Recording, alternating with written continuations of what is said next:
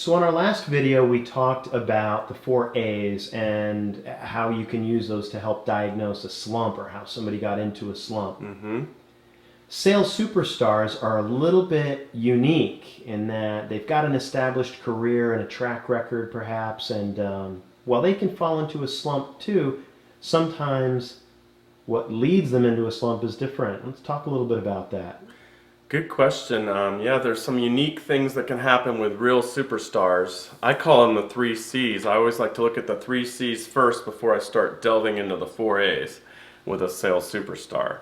For example, one of the 3 C's is, are they cocky now? Have they gotten too confident, cocky, which could cause them to do less activity or skip steps in the skills area or spend their time in the wrong places? So cocky is one thing I look at as one of the 3 C's. Another one is complacent. Have they gotten lazy? That can happen when you've been very successful, because it's not usually a skill thing. It's because they haven't forgotten how to do things. They may have just gotten lazy and started skipping steps, or calling less people because they've gotten lazy. Complacent is that second C. And the third C is comfortable.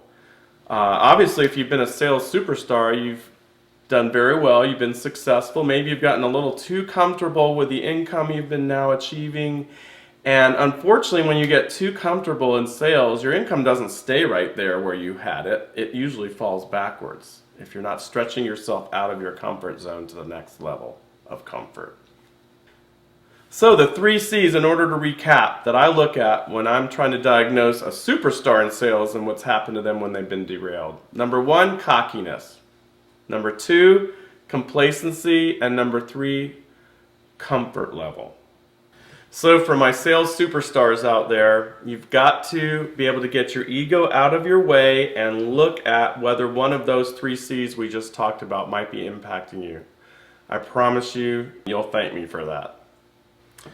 So for our next video, we're going to focus in on some of the most commonly overlooked areas where salespeople could go to increase their sales. I know you'll find it interesting and valuable. Now, go out there and make something happen.